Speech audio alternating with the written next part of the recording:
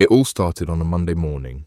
Crisp air, fresh coffee, and that nervous buzz you get when you're about to do something bold. I remember glancing at the mirror as I adjusted the Rolex on my wrist, a vintage Submariner I'd saved up for over 5 years. Not flashy, not diamond-studded, just classic. To me, it wasn't about status. It was a reminder. A reward for all the 2 a.m. debugging, missed family events, and takeout dinners in front of dual monitors. A symbol of what perseverance could build. I worked at a mid-sized Silicon Valley startup, Omnix Labs. Think AI-driven logistics optimization. Sexy to VCs, less sexy in real life. We were post-Series B with 140 employees and a new round of funding coming in. My role? Senior back-end engineer. 6 years in, I was the backbone of our core systems. I'd written the architecture for our order prediction engine from scratch. If Omnix was a machine, I was one of the bolts holding the engine in place. Or, so I thought. That day, I walked into the office a little early, eager to prep for a dev stand-up. The moment I stepped into the main floor, I noticed something off. People were whispering. A few glances shot toward my wrist. I brushed it off. Probably the watch catching the light or something. But then, I walked past Ava, one of the HR managers, and she looked at me, blinked twice, then immediately turned to whisper something to another guy. Okay, weird. I brushed it off. But as the day went on, it didn't stop. Colleagues who'd been friendly for years suddenly went cold. One even muttered, "Must be nice," under his breath as I passed him in the kitchen. At lunch, my team lead Mark sat me down. "Hey, just a heads up. Word's getting around that you, came into some money?" I laughed. "Because of the watch?" Mark hesitated. "Look, man, I know you've been grinding, but people are talking. Just tone it down, maybe. The higher-ups are watching." That stuck with me. Tone what down? My wrist. But the real storm hit 3 days later. We were in our weekly engineering all-hands when Jordan, the VP of engineering, called me out. "Noah, can we chat in my office?" "Sure." I walked in, sat down, still clueless. He looked uncomfortable. He closed the door, folded his hands, and said, "We're letting you go." I thought I misheard him. "What?" "We've decided to make some restructuring decisions. We appreciate your contributions, but we're moving in a different direction." My heart dropped. I didn't yell, didn't cry, just sat there, stunned. I've led 3 system overhauls. I've never missed a launch date. I literally trained the new hires you brought in. What's this really about? Jordan wouldn't meet my eyes. "This isn't personal." "Is it the watch?" That made him freeze. He stood up, walked to the window, and said, "Perception matters, Noah. You don't want to outshine the people who sign your checks." And that was it. 6 years. Gone. Because I bought a Rolex. No, not just the Rolex. Because I didn't play the game. I was a coder who dared to look like a founder. They didn't fire me because I failed. They fired me because I looked successful. Too successful for a rank-and-file engineer. They wanted humility, obedience, invisibility. And I gave them brilliance, confidence, and a watch they couldn't stomach. I packed my things quietly, but as I walked out of that building, I looked down at the Submariner on my wrist, ticking steadily, unfazed. I whispered to myself, I'm not done. This wasn't the end. It was just the trigger, because if they were threatened by what I wore on my wrist, wait until they see what I build with these hands. After walking out of Omnix Labs, I didn't go home. I didn't call anyone. I didn't rage post on LinkedIn. I drove straight to my favorite little cafe tucked in downtown Palo Alto, the kind of place where startup dreams are scribbled on napkins and back-of-the-envelope ideas turn into unicorns. I ordered a black coffee, took the corner booth, and just sat. I didn't feel anger. Not yet. I felt something colder. Clarity. You see, when you get fired for looking like a success, you start to realize something. They never feared your failure. They feared your potential. I opened my laptop. I didn't know exactly what I was going to build, but I knew one thing. I wasn't going to work under someone else again. Ever. For the next few weeks, I became a ghost in the system. No online announcement, no severance-fueled vacation. Just code, coffee, and silence. I rented a co-working space under an alias, used an old LLC I'd registered years ago. Nobody knew where I went. Recruiters called. I didn't answer. Even my former teammates sent confused texts. But in my mind, I was already 5 moves ahead. Remember that logistics optimization system I built at Omnix? I knew its weaknesses. I knew the trade-offs we'd made to impress investors. I knew the backdoors, the inefficiencies, the shortcuts. I also knew how to build something better. So I started drafting, not a copy, something cleaner, smarter, scalable beyond what Omnix had imagined. I called it Atlas Engine. I brought in 2 people I trusted, Eric, a brilliant dev I'd met at a hackathon in college, and Priya, a UX expert who'd been underutilized for years at a legacy tech firm. We worked in silence. Nights, weekends, in borrowed office space and living rooms with whiteboards. By month 3, we had a working prototype. By month 4, we had a demo good enough to pitch. But I didn't want VC money. I wanted strategic fuel. So I went to a logistics firm that had been burned by Omnix's platform just months before. A major player with a 300 million supply chain. I pitched them Atlas Engine. They were skeptical until they saw our simulations. The CTO looked at me and said, "We'll test it. If it holds up, we're in." 3 weeks later, we had a signed contract. And suddenly, my side project had revenue. That same day, I went back to that cafe. Same table, same black coffee, same watch ticking on my wrist. I opened LinkedIn and posted a message. It simply said, "6 months ago, I got fired for looking like I didn't belong. Today, I signed a deal with one of Omnix Lab's biggest former clients. We call it Atlas Engine. Let's get to work." The post exploded. DMs poured in. Messages from people who'd felt the same sting of being underestimated, of being punished for success, of being too bold in a world that prefers quiet loyalty. I wasn't invisible anymore. And Omnix. They noticed. The storm hadn't started, but the clouds were gathering. Omnix Labs didn't respond to my LinkedIn post. Not publicly. But I knew they'd seen it. Within days, 3 ex-colleagues reached out discreetly. One had been demoted. Another was on probation after questioning an executive. The third? She had just quit without notice. The culture at Omnix had become colder, more paranoid. My post had ignited something. It made people realize that you could walk away and thrive. Meanwhile, Atlas Engine was gaining traction. Our beta test had exceeded expectations. The logistics firm that signed us. They reported a 17% increase in operational efficiency within the first month. Word spread fast. Suddenly, we were getting calls, not just from clients, from investors, from reporters, from Omnix employees, anonymously. One message hit differently. It was from someone I hadn't heard from in over a year. Sarah, the director of business development at Omnix.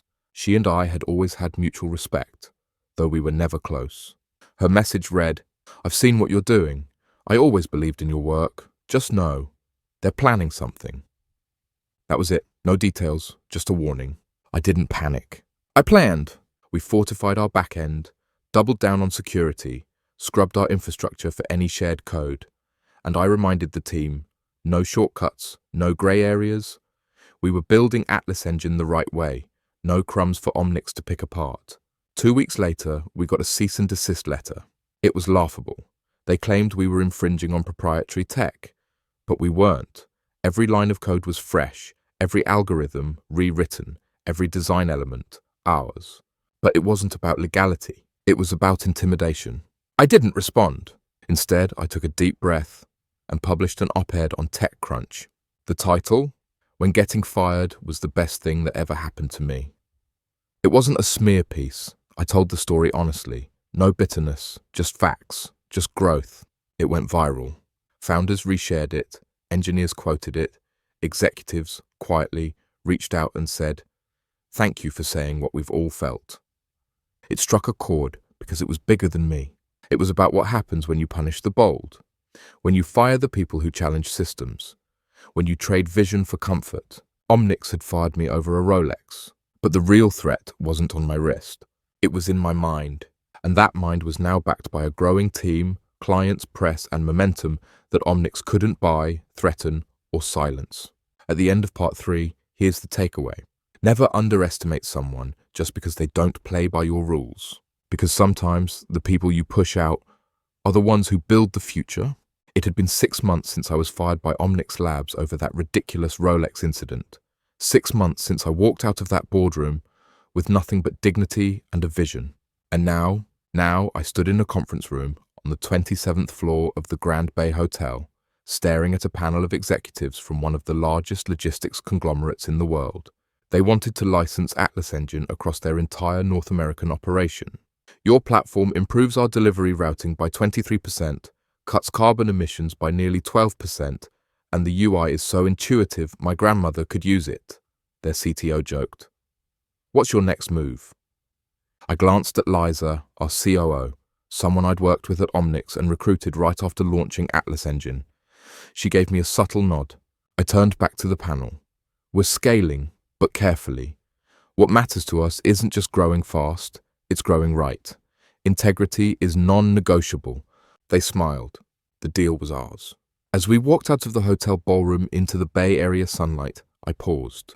Omnix Labs was still right down the road, still housed in their million-dollar tech campus, still throwing investor cocktail parties, still pretending everything was fine. But cracks were showing. I'd heard whispers. Investors were restless. Key engineers had resigned. Product updates were sluggish.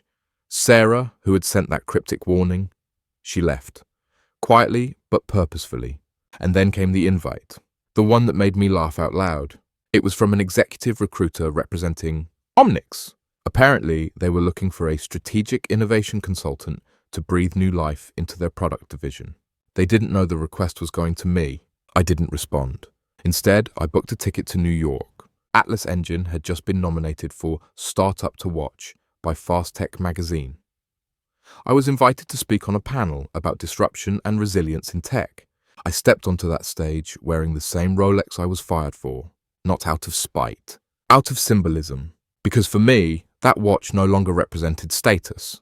It represented time, the time it took to rebuild, the time it took to reclaim power, the time it took to prove that revenge doesn't always come with fire and fury. Sometimes it comes with strategy, patience, and success so loud it silences every doubter. And here's what I told the audience that day. Success isn't about proving people wrong. It's about proving your vision right, even when no one else sees it. At the end of part 4, here's the message. You don't always need to fight fire with fire. Sometimes the best revenge is becoming everything they said you couldn't be, and more. 2 years after I was fired over a watch, I stood in front of a room full of potential Series B investors. The suite in Palo Alto buzzed with anticipation. Atlas Engine had tripled in size, expanded into Europe, and just inked a deal with one of the largest automotive companies in the world. We weren't just another startup, we were a tech force rising fast. One of the investors looked up from our pitch deck and said, "You've got traction, but what's your moat?" I smiled. "Resilience," I said. "Most companies are built for speed. We're built for storms." After the meeting, I walked out onto University Avenue. That's when I saw it. A billboard for Omnix Labs. Except it wasn't about innovation or new tech. It was a desperate recruitment ad. Top engineers wanted, join the next tech revolution. Except that revolution had already passed them by. I heard later that Omnix had been bleeding talent, CTOs, principal developers, even board members. The reason? Culture rot, stagnation. The kind of toxicity that happens when leadership chooses ego over evolution. 1 week later, I got the message I didn't expect. From Darren? Yes, that Darren, the very VP who smiled in my face and led the push to fire me. The message read, "Hey, I'd love to grab a coffee. A lot's changed around here. Would love to pick your brain." I didn't respond right away. I thought about it. Then I did something better. I invited him to a public event I was speaking at, an AI and Automation Leadership Summit in downtown San Francisco. He showed up in the audience looking a little thinner, a little less confident. I gave my keynote about leading through uncertainty. Midway through, I told the story, without names, about being fired over a Rolex and starting again from zero. The audience was silent, until the end. I closed with, "If someone tries to reduce your worth to an accessory, to a single mistake, to one misunderstood moment, remember, you are more than what they choose to see. You are your comeback." After the talk, Darren approached me. He extended his hand. "You really turned it around." I shook it. "Thanks. It didn't happen overnight." Then, without another word, I walked away. Because sometimes, closure isn't a conversation. It's your success speaking for itself. That was the moment I realized. I didn't need revenge anymore. I had something better: respect, legacy, and a business I built on purpose. And I knew, somewhere deep in that crowd, someone who once doubted me had just realized they bet against the wrong guy. 6 months later, Atlas Engine was on the front page of TechCrunch. We had just closed our Series C funding round, $120 million, led by one of the biggest venture capital firms in Silicon Valley. Our valuation now stood at over $700 million.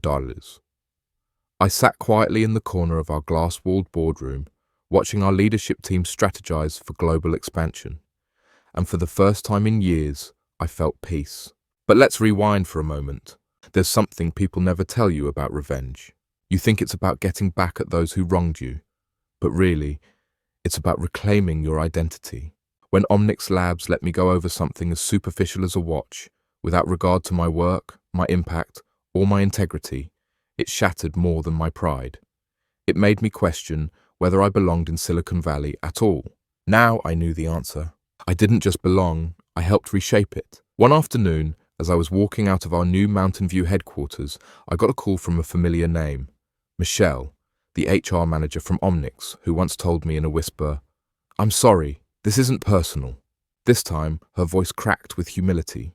"I know this is unexpected," she said, "but I wanted to let you know. Darren and 2 other execs have resigned. There's talk about a new direction, and they asked if I could reach out to you. Not to hire you back." She paused, "but to consult, to help them fix what's broken." I leaned against my Tesla and stared into the horizon. How poetic. But I had no interest in patching up a sinking ship. My purpose wasn't to fix the past, it was to build the future. "Thanks for the call, Michelle," I said. "Tell them I wish them well." I hung up. That was the real full circle moment. Not because I said no, but because I no longer needed their validation. Weeks later, I was mentoring a group of young entrepreneurs at Stanford. One of them, a nervous 23-year-old with fire in his eyes, asked me, "What's the one thing you wish someone had told you before your first big break?" I thought for a moment, then said, "Never confuse your title with your value. What you build, how you lead, and how you treat people, that's what lasts." He nodded, and I realized that was my legacy now. Not revenge, not a flashy watch, but wisdom paid for in pain and shared to light the path for others. Final words, call to action. If you felt that story, if it gave you chills or inspired you to fight through your own trials, please support this channel by liking the video, subscribing, and sharing the story with someone who needs to hear it. Because every setback has a purpose, and every comeback starts with belief. Stay strong, stay focused, and keep building the life they said you couldn't.